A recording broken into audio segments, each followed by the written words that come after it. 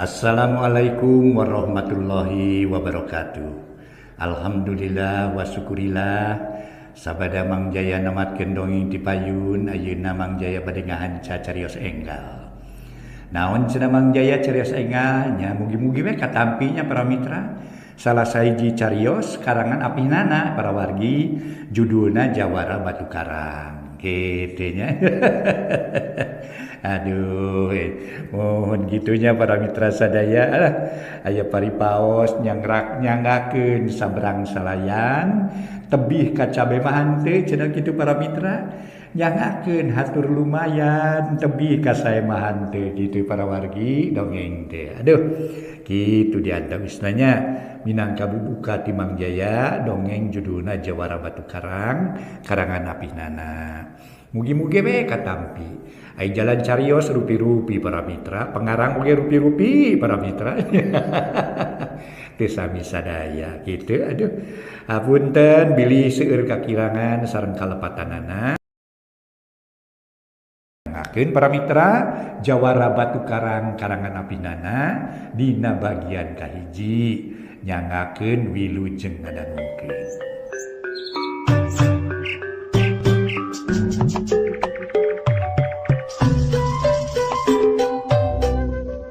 Mitra anu mulia, wilujeng tepang dangu sareng acara matuh dongeng enteng pangpabrahmana.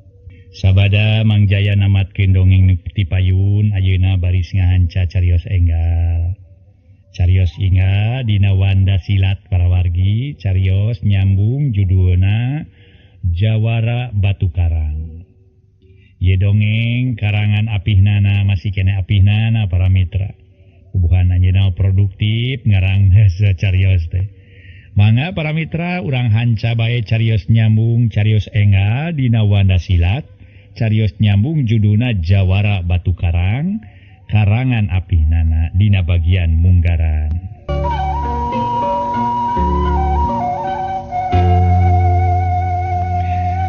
Sumangga para mitra urang kawitan ieu dongeng nyaeta carios nyambung judulna Jawara Batu Karang.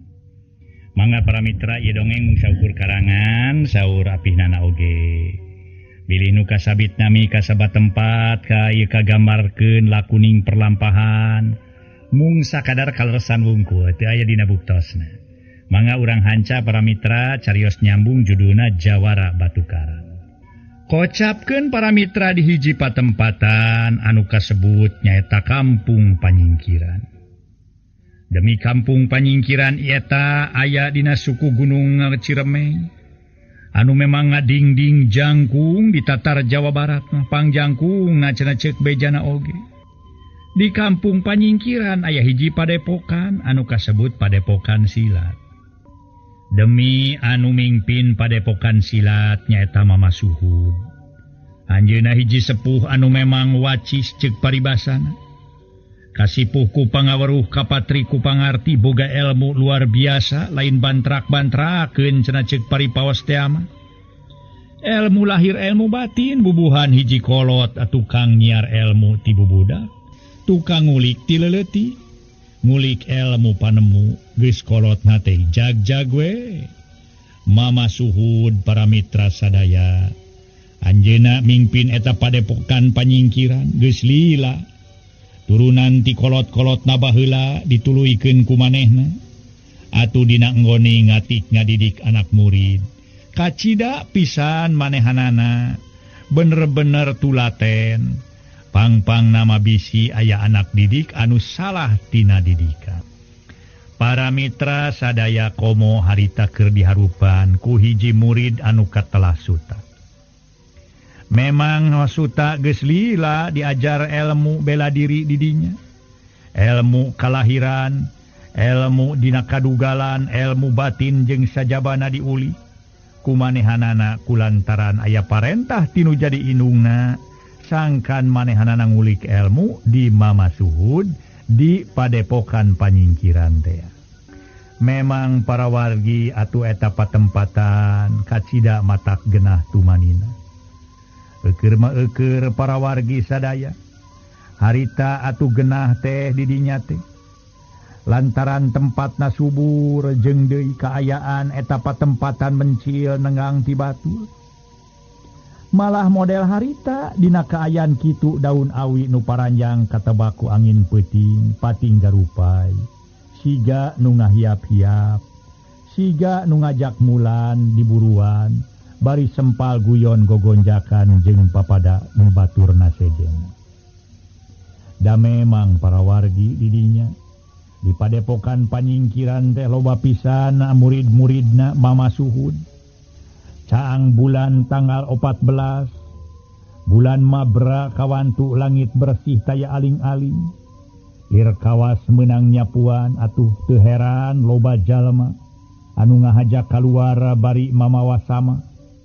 Bara diamparkeun di buruan ngadon mulana atuh harita teh pang-pang mah murid-muridna Mama Suhud. Da kitu para mitra di luar sempal guyon gogonjakan jeung pada baturna. Malah harita para wargi sadaya murid Mama Suhud anu memang katingali kumanehanana teh rada bager, rada bader di dieu maksudna teh para mitra sadaya. Nya kitu tah aya goreng mah henteu, nganya kitu sok dina omong-omong teh sok padu ngomong bae. Tapi sok sanajan kitu dipikaresep ku batur-batur anu sejen. Adhori anu harita teh ngaranna tuluy nyarita. Aduh urang aduh nyaan. Jang bulan 14 bari ngalayung ge ya heueuh. Lain ngalayung bulan urang teh nya euy. Nyaan rasi urang mau inget kanu di lembur we gitu ya. Cek Adhori bari nyarita ka baturna. Anu katelah Adnan. Ari Adnan para mitra sadaya memang maneh nama para wargi hiji murid Mama Suhud anu kacida tulatena. Tuluy nyarita ka Adhori. Naon Hori? Make jeung inget kanu di lembur sagala. Yo urang sok inget kanu di lembur. Inget ka si Ica we heuh bobogohannya bogoh urang baheula. Manaina geus pisah euy si Ica dikawinkeun euy kanu beunghar. Uring mah nya ngegel curug we. Cek Adhori atuh manehna ngagambarkeun sing sakur kajadian anu kungsi tumiba ka dirina dina waktu sakitu taun ka tukang. Lah geus tong dipikiran teuing euy soal eta mah. Nu penting ayeuna mah urang ngulik ilmu panemu di Mama Suhud. Geus beres urang ngulik ilmu panemu, urang turun deui ti dieu. Urang atuh kudu hirup nyiar kipayah. Nya ilmu panemu ieu lainna dipake keur kapentingan urang ngapikeun kajahatan, tapi keur kapentingan urang dina nggoni ngabela diri. Dan teranya sorangan zaman ayeuna mah euy. Lamun urang teu boga ilmu bela diri, urang teh bakal deukeut kana cilakana teh. Da jelema zaman ayeuna mah saha kadua gapok atuh ceuk paribasana. Loba bega di mana-mana, hese diamankeunana. Tah nu matak urang aya perluna nyaeta nyiar ilmu ti Mama Suhud. Kitu maksudna teh. Ieu da uing sarua atuh. Ye lain dinya wae Adnan. Nu kitu teh uing sarua atuh. Si Hori diutus kun jadi kolote. Pira-pira sia maneh nyiar ilmu panemu jampe pamake engke geus bisa kakara ieu gunakeun. Mah jadi digunakeun teu meunang kana jalan jahat. Tapi kudu jalan bener sedengkeun ilmu silat euy. Moal bisa dipake jalan bener lobana mah kana kajahatan lain. Teu kitu. Teu kitu. Da ilmu silat ge sarua we atuh jeung. Jeung ieu jeung naon teh? Jeung peso nya. Peso seseukeutna lamun dipake ngadek. Apaan hasilna ngadek ka batur meureun batur perlaya. Atuh baturna ngalawan tuluy urang nu eleh urang perlaya. Tapi sabalikna seseukeut bedog euy. Lamun dipake narokan suluh pan gede untungna. Suluh ngahunyud meureunan. Matak maneh Hori euy. Ulah loba pikiran dina soal eta mah. Jadi ilmu silatnya tergantung kari kumaha urang ngagunakeunana. Mal Adnan para wargi sadaya. Memang duaan teh rada babarengan kaditu ka dieu, manehna teh memang babaturan henteu sakokoh sainum we ceuk paribasana. Di kobong eta para mitra manehna bareng. ngaliwat babarengan atau jika nu santren di eta tempat mah para wargi di padepokan panyingkiran nu dipingpin ku Mama Suhud mah nya para wargi sadaya loba henteu duaan-duaan malah loba nu ngariung oge malah nu bari nyanyi-nyanyi kauleundan urang lemur jeung sajabana saruka bunga murid-muridna Mama Suhud harita teh keur kitu para mitra sadaya lar Mama Suhud ngaliwat keur naon ieu teh barudak siga nu senang-senang pisan nu ngajawab Adhori ih mama numawi keresannya cang bulan 14 dunyaan meni ieu we bulan di belenong kitu mama peminta di ieu non teh henteu dianggo kasuka ka bunga pikeun urang iraha deui menak cang bulan oleh kieu teh nya mah takwaas nu ditinggali katebeh wetan aduh tingali pemandangan ni poek mongkleng mama maneh mah sok rupa-rupa teh Ahori nya heuh urang atuh cicing urang teh di suku Gunung Ciremay ningali katebeh wetan atuh jeung katebeh kaler saeutik katingali ku urang kahanap mah minangka padataran anu lega dihanap urang mah ayana di pasir ngan dina kaayaan peuting mah nya poek mongkleng we dari tempat-tempat sejen ge sigana mah teu nyareungeut lampu teh euy jeung dina nyeungeut lampu ge jauh-jauh teuing mah moal katingali deuleuh hori ilaing mah sok aya wae atuh nu awi mama lah sun etang-etang eta we itu mama hitung-hitung naon sia hori sun hitung-hitung eta we hitung-hitung teh lutung mama cek si hori baklum para mitra budak tukang banyo si hori mah tu si Adhori harita ge tuluy Mama Suhud ngaleos deui ningalikeun ningalikeun murid-murid sejena anu memang atuh loba pisan aya di padepokan panyingkiran teh kalan-kalan para mitra geus teu kaurus atuh ku Mama Suhud barantaran loba muridna loba kolot-kolot anu ngiangkeun anakna sabadareng sema santren tuluy ditamahan ku ilmu dina widang kadugalan lain berarti manehna boga ilmu dina widang kadugalan pikeun ngarampog babadog pikeun ngabegal jeung deui megat batura diperes ieu harta bandana tapi keur kakuatanana diri sorangan maklum atuh para mitra zaman harita mah lamun urang teu boga ilmu bela diri pasti bakal kalayak ku batur.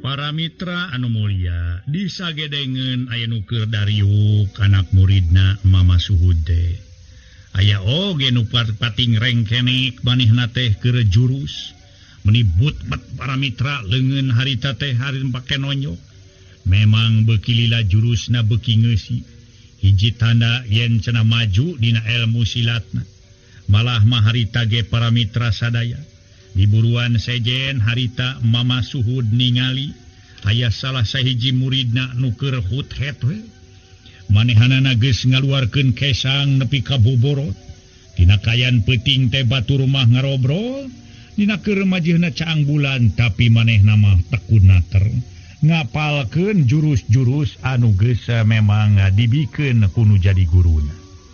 Saha atuh para mitra eta murid anu memang tekunaker, murid anu katingali Suhud naker dina nggoning diajar ilmu silatna Iwa ti Suta.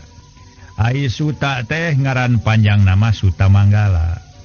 Manehanana geus lila oge guguru di eta patempatan. Manehna menang tugas tinu jadi indungna kudu guguru di eta padepokan anu katelah padepokan panyingkiran. Atuh para wargi beuki soson-soson we Suta diajar ilmuna malah katingali ku Mama Suhud. Mama Suhud gumujeng ningali muridna tekunaker dina ngoni ngulik ilmu panemu jampe pamake dina ulin silat. Harita ge para mitra tuluy disampeurkeun.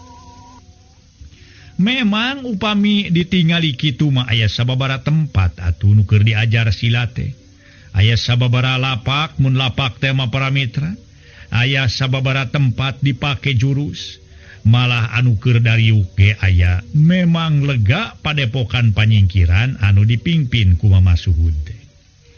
Demi nu diajar silatna lain wae barudak ngora. Malah kolot ge loba nu daratang. Ari Mama Suhud mah teu urusan rek ngora rek kolot oge. Sok sanajan aki-aki ge taya salahna diajar mah. Lantaran diajar mah teu kawengku ku umur. Ulah urang mah geus kolot geus lain waktuna diajar deui. Teu aya kecap-kecap kitu teh. Ai diajar eta ti ayeuna kabeh ge diajar ka hareup mah. Lantaran henteu sakur pagawean memang atuh bisa dipigawe aya oge. Sok sanajan manehna ahli dina bidang A, mungkin cenah para mitra moal bisa dina bidang B. Harita para wargi Mama Suhud gumujeng. Malah mah sanes gumujeng para wargi, namun ngagelenyu imut ningali anak murid nu katlasu tamanggala, kacida atuh manehana teh soson-soson dina nggoning diajar jurus. Barang disampeurkeun atuh suta harita teh ruas oge, tuluy manehna atuh bari rengku. Mama, aduh, niruas abdi, disumpingan ku Mama teh, aduh. Lain suta ai batur macang bulan teh ngararobrol euy. Ari ani ka katingalina teh kalah ka kesang meni boborot kitu. Akibat jurus naha teu hayang ngilu aub jeung batur. Sanes teu hayang ngilu aub atuh Mama. Namun abdi malah raraosan teh teu hartosna ngobrol kitu. Langgung sae kieu we jurus olahraga. Lumayan Mama kana awak ge janten rasa hararampang kitu tah. Upami sering olahraga gitu mode jurus kieu mah. Da upami sakali jurus ge kesang teh nepi ka ngoprot Mama. Kauning aku Mama pinten abdi kumaha kayaanana. Kaharti ku Mama oge. Mama ngarasa reueus boga murid siga hidup teh. Anu soson-soson diajar nyiar ilmu. Ilmu panemu jampe pamake. Diduakeun ku Mama. Masing bisa gancang-gancang narima ilmu. Ilmu lahir, ilmu batin. Eta mah gumantung kari kumaha hidup bae. Tak asal bener-bener we cengeng dina ngoning nyiar ilmuna. Insyaallah hiji waktu baris kapetik hasilna ka alam buah. Umatak sing soson-soson suta.